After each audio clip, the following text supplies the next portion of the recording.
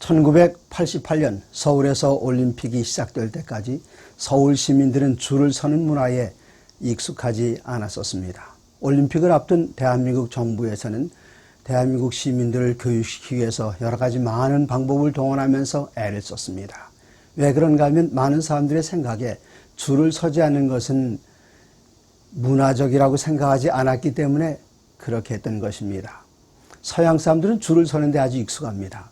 그러나 그때까지만 해도 중국 사람이나 한국 사람들, 몽골 사람들은 줄 서는 데 대해서 그렇게 익숙하지 않았습니다. 그리고 그것을 문화적인 행동이라고 생각하지 않았습니다.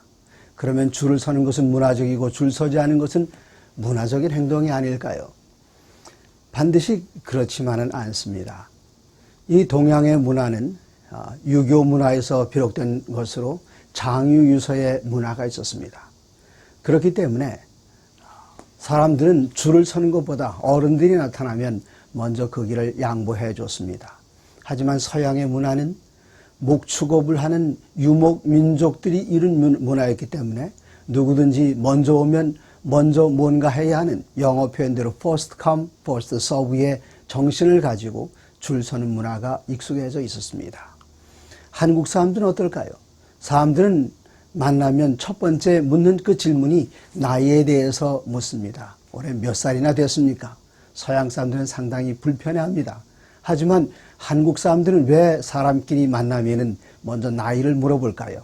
당신이 나보다 한 살이라도 많으면 내가 당신을 형님 대접해주고 예의에 벗어난 행동을 하지 않겠다는 그런 의미입니다. 그래서 처음 만났을 때 첫 번째 질문은 몇 살이십니까? 두 번째는 동갑일 경우에 나이가 든 사람은 결혼한 사람들은 더 우위에 있게 됩니다. 그래서 결혼하셨습니까? 세 번째 질문은 무엇입니까?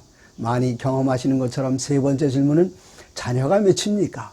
그래서 자녀가 많은 사람들은 더 많은 축복을 받은 다복한 사람이라고 생각하는 것이 이 동양의 문화였습니다. 그래서 저희들은 줄을 서는 대신에 모여있다가 어른이 나타나면 나보다 한 살이라도 먼저 태어난 어른이라면 그분에게 자리를 내드리고 먼저 식사를 하게 하고 또 차를 타게 하는 것, 이것이 우리들에겐 아주 익숙한 아름다운 문화이며 미풍양속입니다. 문화란 무엇입니까? 문화는 음악, 미술 이런 것들을 이야기하는 것도 물론 문화에 속합니다마는 사람의 사는 일상적인 생활 방식을 문화라고 합니다. 선교는 무엇일까요?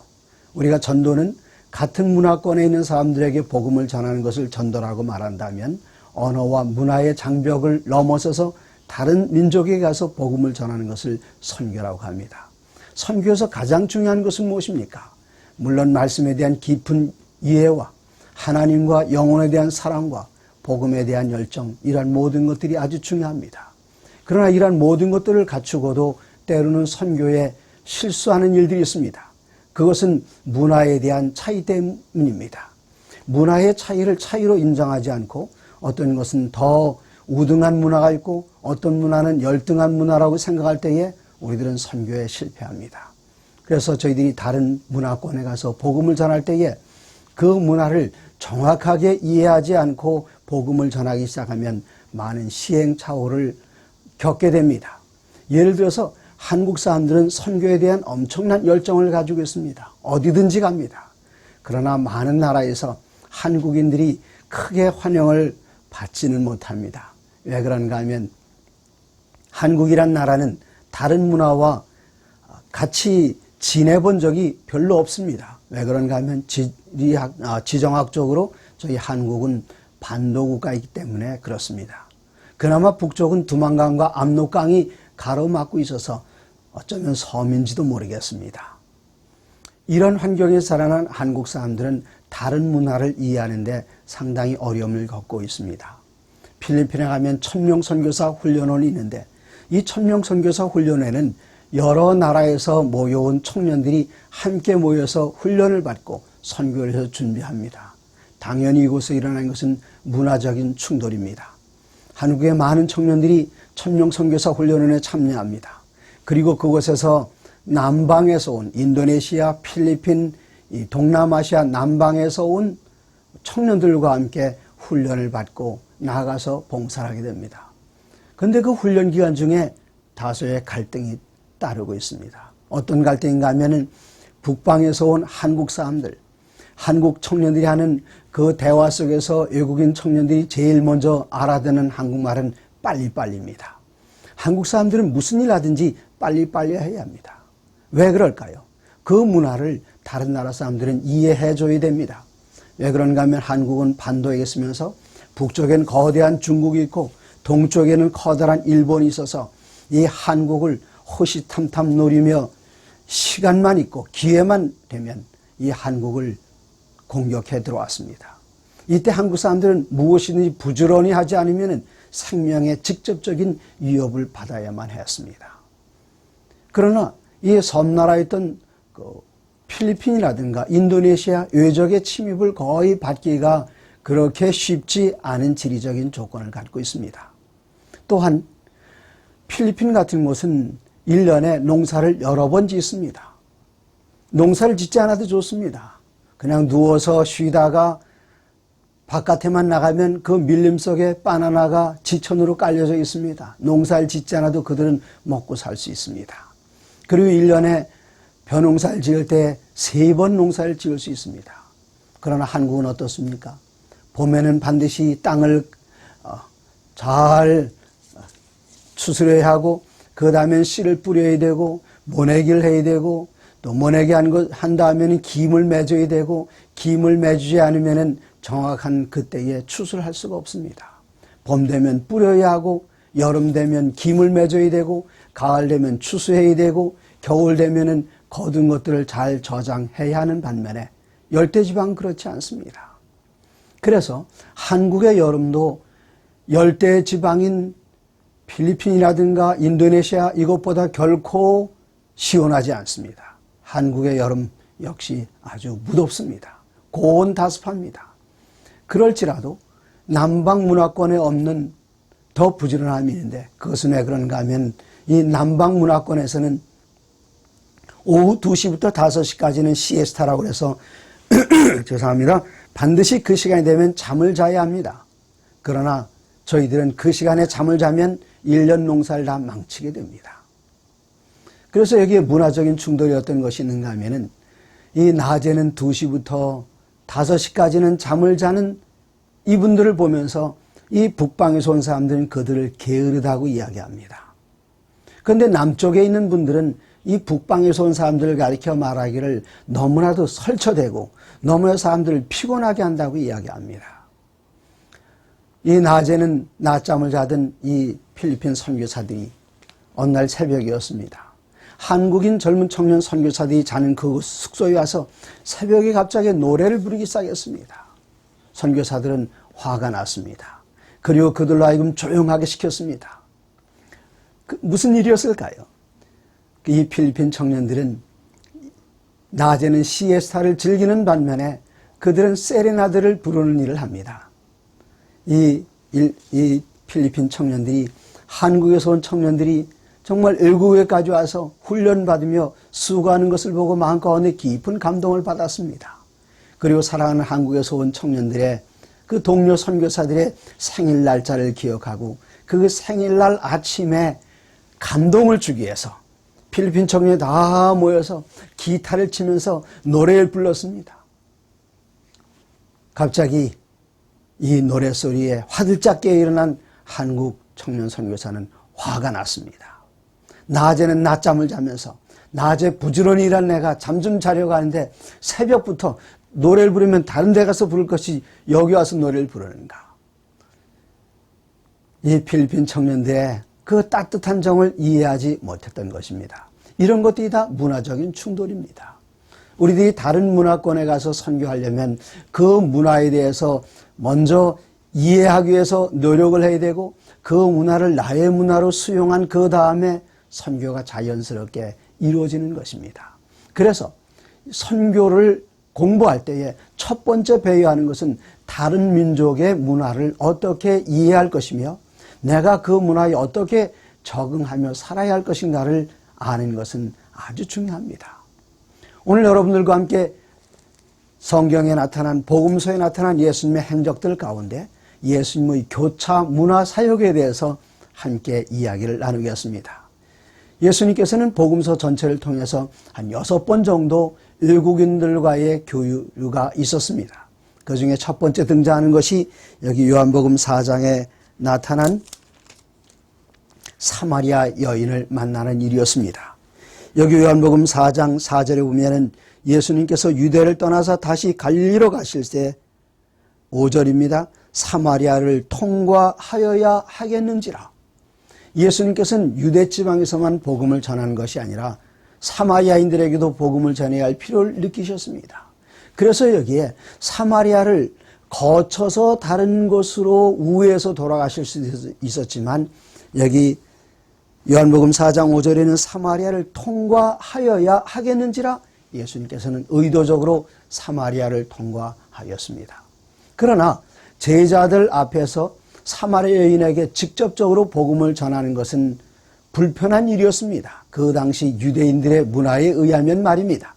그래서 예수님께서는 제자들을 동네로 다 보내서 음식을 구하러 가게 한 그동안 사마리아 여인을 만나셔서 사마리아 여인에게 전도하셨습니다. 그리고 마침내 사마리아인이 이런 질문했습니다. 당신은 바로 메시아이십니까? 당신은 바로 선자이십니까? 여기 4장 25절에 여자가 이르되 메시아 곧 그리스도라 하는 이가 오실 줄 내가 아노니 그가 오시면 모든 것을 우리에게 알려주시리다.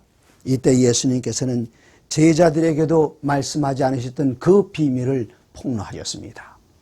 메시아가 오시면, 그리스도가 오시면 이 여인이 그렇게 이야기할 때에 4장 26절 예수님께서는 이르시되 내게 말하는 내가 그라. 내가 바로 메시아라. 제자들에게도 알리지 않았다는 것을 이방 여인 사마리아 여인에게 당신이 메시아인 것을 드러내셨습니다. 이때 제자들이 음식을 가지고 왔습니다. 4장 27절 이때에 제자들이 돌아와서 예수께서 여자와 말씀하시는 것을 이상히 여겼으나 참 이상합니다. 유대인의 문화에 의하면 이방인 만나는 것도 쉽지 않지만 더군다나 이분은 남자가 아닌 여인이었습니다. 아니 어떻게 유대인 남자와 유대인 사이에서도 남자와 여자 가족 외에는 단 둘이 있는 것은 그 문화권에서는 허락되지 않는 일이었는데 예수님께서는 그 문화를 과감하게 깨뜨리신 것이 아니라 유대 문화를 깨뜨리셨던 것이 아니라 사마리아 문화를 수용하셔서 사마리아 여인에게 접근하셔서 사마리아 여인에게 복음을 전하셨습니다. 그런데 예수님께서는 이러한 과정 속에서도 이런 문화의 충돌을 염려할 제자들에 대한 배려를 하셨던 것입니다. 제자들이 음식을 가지러 간 그동안 예수님께서는 사마리아의 문화를 이용해서 사마리아인 여인에게 복음을 전하셨습니다. 이때 제자들은 묻지는 않았습니다. 선생님에게 이런 문제를 제기하는 것이 실례라고 생각이 되었습니다. 묻는 대신에 선생님 여기 음식을 가져왔습니다. 잡수십시오 할 때에 예수님께서는 이렇게 대답하셨습니다. 31절 그 사이에 제자들이 청하여 이르되 랍비여 잡수소서. 32절 이르시되 내게는 너희가 알지 못하는 먹을 양식이 있느니라. 제자들이 의아했습니다. 아니 우리에게는 음식을 가지러 보내놓고 혼자 뭔가 따로잡으셨단 말인가? 이때 예수님께서 하신 말씀은 예수께서 이르시되 나의 양식은 나를 보내신 이의 뜻을 행하며 그의 일을 온전히 이루는 이것이니라. 이때 아버지의 뜻을 이루는 것이 무엇이었습니까? 전도였습니다. 또 이방인에게 한 선교였습니다. 예수님은 정말 놀라운 분이셨습니다. 육신적으로 배가 고프셨을 만한데도 그 시간에 정오가 훨씬 지난 이 시간에 배가 고프셨을 텐데도 예수님께서는 복음 전하는 그 일을 하셨을 때에 배고픈 것을 못 느끼셨습니다. 우리도 한번 그래 봤으면 얼마나 좋겠습니까? 복음을 전할 때에 전도할 때에 배고프지 않은 일, 이것은 정말 놀라운 일이었습니다. 이 두 번째는 예수님께서 로마인 백부장의 백부장의 종의 질병을 고쳐주는 데서 나타납니다. 누가복음 7장에 보면 예수님께서는 가버나움에 가셨습니다. 가버나움에 가셨을 때에 여기 한 백부장이 예수님에 대한 소문을 듣고 있었습니다. 그분이 어떤 분인지 그가 넉넉히 알고 있었습니다. 근데 이 백부장에 한 종이 있었는데 그 종이 갑자기 중풍병에 걸렸습니다. 옛날 로마의 장교에게 있어서 종, 노예는 그냥 그 집안의 재산에 불과했습니다. 그러나 이 백부장은 자기 종에 대한 깊은 사랑을 가진 정말 인간 냄새, 사람 냄새가 나는 그런 좋은 분이었습니다. 자기의 종이 병들게 됐을 때에 안타까운 나머지 어떻게 고쳐줄 방법이 없을까? 이때 생각나는 사람이 있었습니다. 예수님이셨습니다. 저희들도 누군가 어려움이 있을 때 생각나는 그런 사람이 될 수 있다면 얼마나 좋겠습니까? 이 백부장이 예수님에게 직접 가지 않고 여기 누가복음에 보면은 유대인들의 장로들에게 부탁을 했습니다. 그래서 유대인 장로들이 예수님께 와서 정말 사이가 좋았는지 아닌지는 모르겠습니다만은 백부장 회당을 지어주고 유대인들을 선대했던 이 백부장의 청을 거절할 수 없어서 이들이 예수님께 와서 간청합니다. 제발 이 양반의 말을 좀 들어주십시오. 가서 도와주십시오. 그럴 때 예수님께서는 그 청을 받아들여서 백부장에게 가까이 갔습니다. 네, 백부장은 와서 이야기하기를 우리 집에 오심을 제가 감당하지 못하겠습니다. 얼마나 아름다운 태도입니까? 제가 제 수하의 사람들이 있어 제가 그들 향하여 가라 하면 그들이 명령 듣고 갑니다. 오라 하면 그들이 옵니다. 마찬가지로 주님께서 내 종의 질병을 향하여 물러나라 명령하시면 제 종이 나을 것입니다. 얼마나 훌륭한 믿음입니까? 그러나 여기서 또다시 살펴봐야 할 것이 있습니다. 그것은 무엇인가 하면은 백부장은 유대에 살면서 다른 백부장들은 유대 사람들을 사람 취급하지 않았습니다. 짐승 취급했습니다. 그 문화를 존중하지도 않았습니다. 그러나 이 백부장은 다른 사람이었습니다. 유대인의 문화를 존중했습니다. 유대인들은 이방인의 집에 들어가지 않는다는 것을 그가 알고 있었기 때문에 제 집에까지 오셔서 그 유대인으로 계시면서 유대 사람들에게 오해를 불러일으킬 필요가 없으십니다 하는 그 의미가 그 문화 이해에 대한 배경에 깔려 있었던 것입니다. 그러나 예수님께서는 그 믿음을 존중하셨습니다. 예수님께서 억지로 가셔서 중풍병자를 향하여 일어나라, 그리고 많은 사람들에게 병 고치는 모습을 보이실 수도 있었지만 그 유대인의 입장과 그 백부장의 입장과 백부장의 요청을 그대로 받아들이셔서 백부장이 원하는 대로 치료를 해 주셨습니다. 그리고는 예수님께서는 말씀하십니다. 백부장이 한 그 말을 들으시고 그를 놀랍게 여겨 돌이키사 따르는 무리에게 이르시되 내가 너희에게 이르노니 이스라엘 중에서도 이만한 믿음은 만나보지 못하였노라 그러셨습니다. 여기 마태복음 8장에 보면은 이렇게 표현했습니다. 8장 11절에 또 너희에게 이르노니 동서로부터 많은 사람이 이르러 아브라함과 이삭과 야곱과 함께 천국에 앉으려니와 그 나라의 본 자손들은 바깥 어두운 데 쫓겨나 거기서 울며 이를 갈게 되리라. 예수께서 백부장에게 이르시되 가라 내 믿은 대로 될지어다 하시니 그 즉시 하인이 나으니라. 예수님께서는 이 백부장의 종을 즉시로 원격으로 고쳐주셨습니다. 누가복음 8장에 보면은 또 다른 이방인을 만나는 이야기가 하나 더 나옵니다. 여기에는 어떤 사건인가 하면 예수님께서 거라사인의 땅에 이르셨습니다. 갈릴리 건너편에 있는 곳이었습니다. 그런데 이 도시에는 귀신 들린 한 사람이 있었습니다. 그는 항상 자기 옷을 찢고 벌거벗고 다니고 무덤 사이에 거하는 사람이었습니다. 제정신이면 무덤 가운데서 밤낮으로 살겠습니까?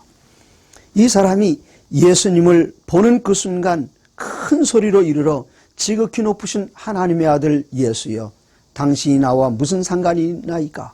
당신께 구하노니 나를 괴롭게 하지 마소서. 사람들이 이 사람을 진정시키기 위해서 쇠사슬로 묶어놓으면 그 쇠사슬을 끊었습니다. 어떻게 인간이면 쇠사슬을 끊을 수 있겠습니까? 귀신 들린 사람이 분명했습니다. 이 귀신 들린 사람이 주님께 간청하기를 저를 무저갱에 던지지 마시고, 거기 보니까 돼지떼가 있었습니다. 예수님께서는 그에게 묻기를 내 이름이 무엇이냐? 저는 군대입니다. 이 사람에게 귀신 하나가 들어가는 것이 아니라 여러 명의 귀신들이 한꺼번에 그를 제어하고 있다는 것을 뜻하는 것입니다. 무저갱으로 들어가라 하지 마시기를 간구하더니 32절 마침 그곳에 많은 돼지떼가 산에서 먹고 있는지라 귀신들이 그 돼지에게로 들어가기를 허락하심을 간구하니 이에 허락하시니 귀신들이 그 사람에게서 나와 돼지에게로 들어가니 그 떼가 비탈로 내리달아 호수에 들어가 몰사하거늘. 예수님께서는 우리의 기도를 들으셨을 뿐만 아니라 누구의 요청도 들으셨습니까? 여기 보니까 귀신들의 요청까지도 들어주시고 그들을 무저갱으로 보내지 아니하시고 돼지떼에게 보내셨습니다. 여기 돼지떼가 있다는 것을 보니 유대인들은 돼지를 기르지 않습니다. 이방 땅이 분명합니다. 예수님께서는 이방 땅에서 온전한 사람을 도와주셨을 뿐만 아니라 누구를 도와주셨는가 하면 귀신 들려서 제정신이 아닌 사람을 무덤에서 주야를 보내는 그 사람을 도와주셨습니다. 사람들은 큰 손실을 입었습니다. 돼지, 큰 재산을 한꺼번에 다 잃어버리고 말았습니다. 그리고 예수님께 와서 이야기를 제발 이 동네에서 떠나주시면 안 되겠습니까? 돼지 때문에 구세주를 거절하고 쫓아내버리다니요. 얼마나 안타까운 일입니까? 그러나 이 사람은 옷을 입고 조용히 와서 예수님 발 앞에 엎드렸습니다. 그리고 여기 8장 38절에 예수님께서 배에 오르셔서 다시 돌아가시려고 하실 때에 8장 38절 귀신 나간 사람이 함께 있기를 구하였습니다. 주님, 저를 데려가 주십시오. 그러나 예수님께서는 그를 보내시며 이르시되 39절 집으로 돌아가 하나님이 내게 어떻게 큰 일을 행하셨는지를 말하라 하시니 그가 가서 예수께서 자기에게 어떻게 큰 일을 행하셨는지를 온 성내에 전파하니라. 다른 곳에 보면 이 귀신 들렸던 사람이 데가볼리에 가서 복음을 전했다 그렇게 나옵니다. 데가는 무엇인가 하면 데카, 열이란 뜻입니다. 폴리스, 도시란 뜻입니다. 10개의 도시, 어쩌면 많은 도시에 다니면서 복음을 전했다는 것입니다. 여기서 우리가 배워야 할 중요한 교훈이 있습니다. 우리들은 새로 믿은 초신자들에게 아무것도 맡기지 않습니다. 그러나 교회에서 초신자가 들어오게 되면 이분들에게 일감을 주어야 합니다. 교회에서 시킬 수 있는 일들이 얼마든지 있습니다. 이제는 당신이 그리스도 예수를 개인의 구주로 영접하고 우리와 함께 한 식구가 되었으니 이제는 이 교회의 손님이 아닙니다. 함께 이 교회를 받들어 섬길 일들을 그들에게 맡겨주어야 합니다. 일찍 와서 교회에 문을 열게 하는 것, 맨 나중에 교회 문을 닫게 하는 일, 예배가 다 끝난 다음에 청소하는 일, 그들이 이 교회에서 무언가 한 가지 일을 얻게 될 때에 교회의 주인의식을 갖게 되는데 예수님께서 이분에게 맡겼던 그 일은 무엇입니까? 이 사람이 예수님의 설교를 한 번도 들어본 적이 없는 사람이었습니다. 그러나 그가 그리스도 예수를 통해서 귀신으로부터 해방되었다면 그에겐 할 수 있는 이야기가 있습니다. 내가 해방됐습니다. 난 귀신 들린 사람이었습니다. 그 무덤가를 지나갈 때마다 소리 지르면서 벌거벗고 자기 옷을 찢고 자기 몸을 해하던 그 귀신 들린 사람을 혹시 기억하십니까? 잘 알죠? 그게 바로 저였습니다. 그런데 어떻게 그렇게 온전해지셨습니까? 예수께서 하셨습니다. 전도는 누구에게나 힘든 일이 아닙니다. 간단한 일입니다. 많이 배워야 하는 것이 아닙니다. 내가 그리스도 예수를 만난 경험, 내가 예수를 만나서 어떻게 내 생활이 변화되었는가를 이야기할 수 있다면 그것은 엄청난 전도의 힘이 될 수 있습니다. 예수님께서는 이방 땅에 가서 이방인 귀신 들린 사람을 구원해 주셨을 뿐만 아니라 그를 전도자로 내보내셨습니다. 그 다음에 누가복음 17장에 보면 예수님께서 또 이방인을 도우신 적이 있습니다. 17장 11절 예수께서 예루살렘으로 가실새 사마리아와 갈릴리 사이로 지나가시다가 한 마을에 들어가시니 나병 환자 10명이 예수를 만나 멀리 서서 소리를 높여 이르되 예수 선생이시여 우리를 불쌍히 여기셔서 예수님께서는 그들을 불쌍히 여기셨습니다. 그리고 말씀하시기를 돌아가서 제사장에게 내 몸을 보이라 말씀하셨습니다. 제사장의 몸을 보이라 말씀하실 그때에 이 10명의 나병 환자들은 여전히 상처가 그대로 있고 나병 환자 그대로였습니다. 낫지 않았습니다. 그러나 그들이 믿음을 가지고 제사장에게 가는 동안에 그들의 몸의 변화를 발견했습니다. 낫게 됐습니다. 제사장을 향해서 그들은 곧장 달려갔습니다. 왜 그런가 하면 구약 성경에 의하면 제사장들은 하나님께 인류를 대신해서 제사를 지내는 그 역할을 감당할 뿐만 아니라 몇 가지 일을 더 가지고 있습니다. 그 가운데 하나는 사람들을 교육시키고 가르치는 일이며, 또 다른 하나는 성전에서 하나님을 찬양하는 일이며, 또 하나는 환자들을 돌보는 의사의 일을 했었습니다. 따라서 교회에서 찬양하시는 분들, 여러분의 하시는 일이 제사장의 역할입니다. 그리고 오늘 말씀을 들으신 분들 가운데 의사 선생님, 치과 선생님, 간호사님들, 여러분들의 하시는 일이 제사장의 일입니다. 긍지를 가지시고 주님을 섬기시며 사람을 돌보시기 바랍니다. 이때 이들은 제사장에게 가다가 그 가운데 한 사람, 사마리아 사람이었습니다. 유대인이 아니었습니다. 그는 너무나도 감사했습니다. 그 즉시 돌아와서 주님께, 주님 감사합니다. 제가 이렇게 다 났습니다. 제사장에게 가기 전에 예수님께 먼저 와서 이야기했습니다. 예수님은 얼마 전 한 여인에게 이런 말씀을 하셨습니다. 마태복음 15장 24절, 나는 이스라엘 집에 잃어버린 양 외에는 다른 데로 보내심을 받지 아니하였노라. 예수님께서 33년 반 동안 이 땅에서 봉사하실 때에 예수님께서는 이스라엘의 잃어버린 양이 첫 번째 봉사의 목표였습니다. 그러나 거기에 제한시키지 않으셨습니다. 예수님께서는 당신의 봉사의 영역을 이방인에게도 넓히셨는데, 여기 9명의 유대인들은 고쳐주시고 당신은 이방인이요 내쫓지 않으시고 똑같이 예수님께서는 고쳐주셨는데, 돌아와서 감사의 인사를 한 사람은 바로 이방인 사마리아 사람 한 사람뿐이었습니다. 우리들이 어떻게 감사를 표현하며 살아야 할 것인가, 그것도 중요합니다만은 우리들은 이 이야기 속에서 한 가지 예수님의 선교 방법을 찾아봅니다. 그것은 의료 선교입니다. 의료 선교에는 아주 엄청난 힘이 있습니다. 그래서 엘렌 화이트는 말하기를 의료 선교는 복음 선교를 위해서 쐐기 역할을 한다 했습니다. 복음이 먼저 들어가기 전에 먼저 의료 선교가 들어가는 것입니다. 저는 우리 선교사님들이 외국에서 봉사하는 모습을 보면서 어떤 분들은 국가로부터 자격을 받은 의료 선교인들이 있습니다. 의사, 치과의사, 간호사, 여러 기사들이 있습니다. 그러나 그런 것 외에도 많은 선교사들이 아주 기초적인 의학 상식을 가지고 있을 때에 주위 사람들을 돕는데 놀라운 기적이 일어나는 모습을 봅니다. 젊은 청년 선교사들이 외국에 가서 봉사하면서 환자들을 도울 때에 그들에게 의약품이 없습니다. 의학 지식도 넉넉하지 않습니다.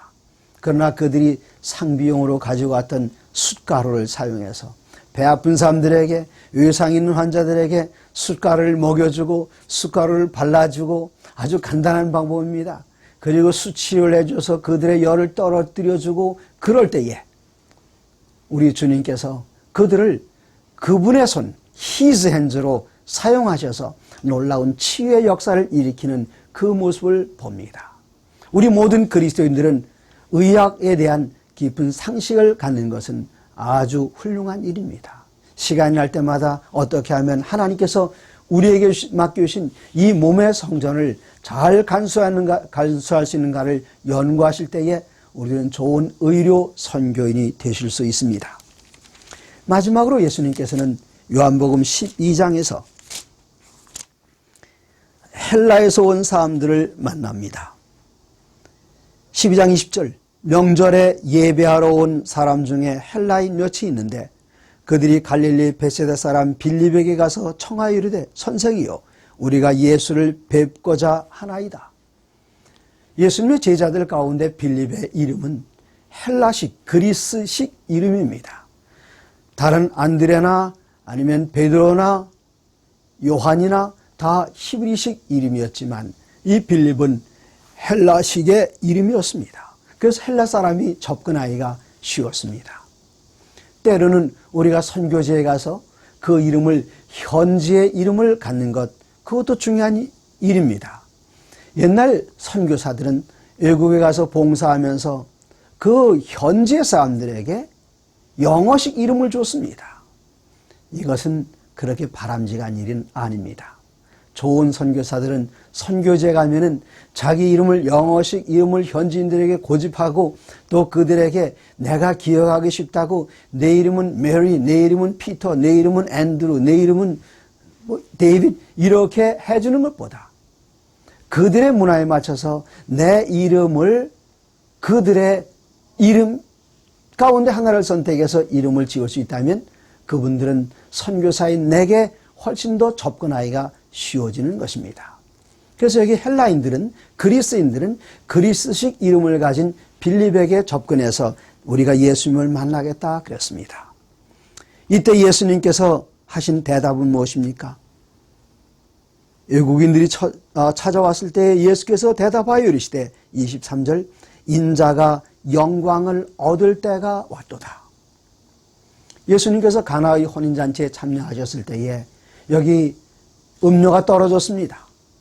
이때 예수님의 어머니 마리아는 예수님에게 이야기했습니다. 가서 도와주시면 안 되겠습니까? 예수님의 반응은 요한복음 2장 4절에 여자여 어머니 나와 무슨 상관이 있습니까? 내 때가 아직 이르지 않았습니다. 그러면 예수님의 때는 무슨 때입니까? 영광의 때입니다. 그 영광의 때는 어떤 때입니까? 예수님께서는 내 인자가 영광을 얻을 때가 왔도다 23절에 말씀하시고 즉시 이어서 24절에 내가 진실로 진실로 너에게 이르노니 한 알의 밀이 땅에 떨어져 죽지 아니하면 한 알 그대로 있고 죽으면 많은 열매를 맺느니라. 예수님께서는 영광을 얻을 때가 왔다. 곧 돌아가실 것을 말씀하신 것입니다. 예수님께서는 이어서 기도하십니다. 내 마음이 괴로우니 무슨 말을 하리요? 아버지여 나를 구원하여 이 때를 면하게 하여 주옵소서. 그러나 내가 이를 위하여 이 때에 왔나이다. 28절 아버지여 아버지의 이름을 영광스럽게 하옵소서 하시니 이에 하늘에서 소리가 나서 이르되 내가 이미 영광스럽게 하였고 또다시 영광스럽게 하리라 하시니 예수님께서 이 땅에 계시는 동안 3번 하늘에서 직접 음성이 들려왔습니다. 첫 번째는 요한복음 3장에 기록되어 있는 것처럼 침례 받으실 때에 침례 받으시고 물에서 올라오실 때에 하늘이 열리면서 비둘기의 모양으로 성령께서 임하시고 하늘에서는 음성이 내려왔습니다. 이는 내 사랑하는 아들이요 내 기뻐하는 자라. 그리고 마태복음 17장에서 예수님께서 변화산에 올라가셨을 때에 하늘에서 음성이 들렸습니다. 이는 내 사랑하는 아들이요 너희는 그의 말을 들으라. 그리고 마지막으로 여기 요한복음 12장에 예수님께서는 마지막 6월절에 성전에 올라가셨을 때에 헬라인을 만나는 그 순간 하늘에서 음성이 들려왔습니다. 예수님께서 그들 앞에 기도하시기를 아버지여 나를 구원하여 이 때를 면하게 하여 주옵소서. 아버지여 아버지의 이름을 영광스럽게 하옵소서 할 때에 하늘에서 음성이 들렸습니다. 사람들이 이것을 천둥소리처럼 들었습니다. 그런데 예수님께서는 30절에 말씀하시기를 대답하여 이르시되 이 소리가 나는 것은 나를 위한 것이 아니요 너희를 위한 것이라. 이때 예수님께서 영광스럽게 되시는 그곳을 향하여 나아가시게 될 때에 마침내 복음은 유대인의 경계를 넘어서서 이스라엘의 잃어버린 자의 경계를 넘어서서 이 복음은 땅끝까지 펼쳐 나가게 된 것입니다. 예수님께서는 이후에 십자가에 달리시게 됐고 또 예수님께서는 바로 이후에 승천하시기 바로 직전 제자들에게 말씀하시기를 오직 성령이 너희에게 마시면 너희가 권능을 받고 먼저 이 예루살렘에서 그리고는 예루살렘에서 가까운 사마리아에서 온 유다와 땅끝까지 이르러 내 증인이 되리라 그렇게 말씀하셨습니다. 이제 그리스도 예수를 개인의 구주로 영접하고 하나님의 자녀로 태어난 모든 사람들은 선교사로 다시 태어나는 것입니다. 먼저는 내 주위에서 예수님께서 말씀하신 것처럼 이스라엘 백성들 안에서 복음을 전하고, 그 다음에는 그 경계를 넘어서서 가장 가까운 이웃인 사마리아 사람들에게 전하고, 우리 한국인들이 하면 어디일까요? 첫 번째는 가족입니다. 그리고는 동료들입니다. 그 다음에는 가까운 나라 사마리아쯤으로 칠까요? 중국 아니면 일본으로 나가야 합니다. 그곳이 다는 아닙니다. 우리는 땅끝까지 나가서 그리스도 예수의 다시 오심을 증거해야 합니다. 그러나 우리가 다른 곳에 갈 때에 항상 고추장과 김치만 싸들고 우리 문화만 주장하면 안 되겠습니다. 한국말만 주장하면 안 되겠습니다. 가서 현지의 언어를 배우고 현지인들에게 복음을 전하는 것은 아주 중요합니다. 한 걸음 더 나아가서 그들의 문화를 나의 문화로 수용해서 그들의 문화를 이해하며 그들의 문화를 존중해주고 높이는 가운데 그들에게 복음을 전할 수 있다면, 예수님께서 이 땅에 오실 때에 우리와 같은 똑같은 인간의 모습으로 성육하신 그 성육신적인 역사가 여러분의 선교지에서 일어날 것입니다. 감사합니다.